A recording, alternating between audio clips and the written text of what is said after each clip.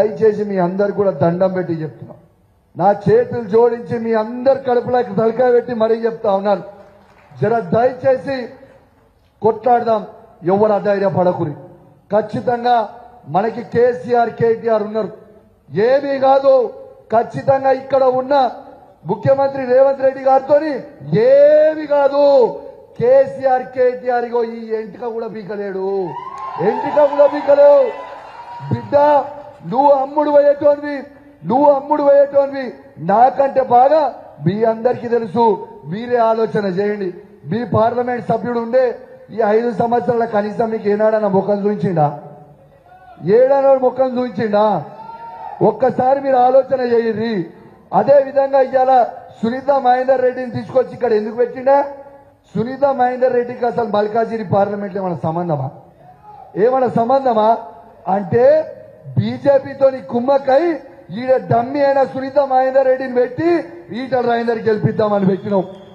అదే విధంగా మీకు చెప్తా, మీ అందరికి చెప్పాలి, సేమ్ హుజరాబాద్ బై ఎలక్షన్ లో ఏ పని అయితే ఈ రేవంత్ రెడ్డి గారు చేసిరో మళ్ళీ అదే పని ఈ మల్కాజిగిరిలో చేయబోతా ఉన్నాడు.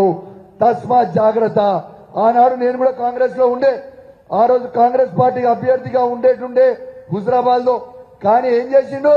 ఇదే ఈటల రాజేందర్ గారి దగ్గర 25 కోట్ల రూపాయలు తీసుకుపోయి అమ్ముడు పోయి కాంగ్రెస్ పార్టీ అధ్యక్షుడిగా ఉండుకుంటూ బీజేపీ అభ్యర్థి గెలుస్తాడని ఆ రోజు చెప్పిండు.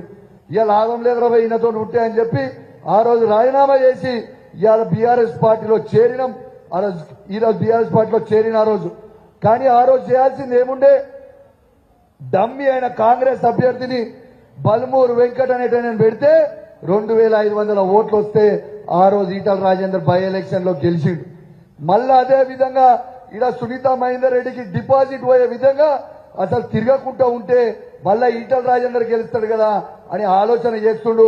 మళ్ళా మీ అందరు కూడా తస్మాత్ జాగ్రత్తగా ఉండండి అని మీ అందరికీ నా చేతులు జోడించి మరీ కోరుతా ఉన్నాను. మీరు ఉత్సాహంగా పనిచేయండి. నేను చెప్తున్నా, మీరు ఊహించుకోని మార్పులు ఈ పార్లమెంట్ ఎలక్షన్ల తర్వాత ఉంటాయి. దయచేసి ధైర్యంగా ఉండుర్రి, ఏమి కాదు.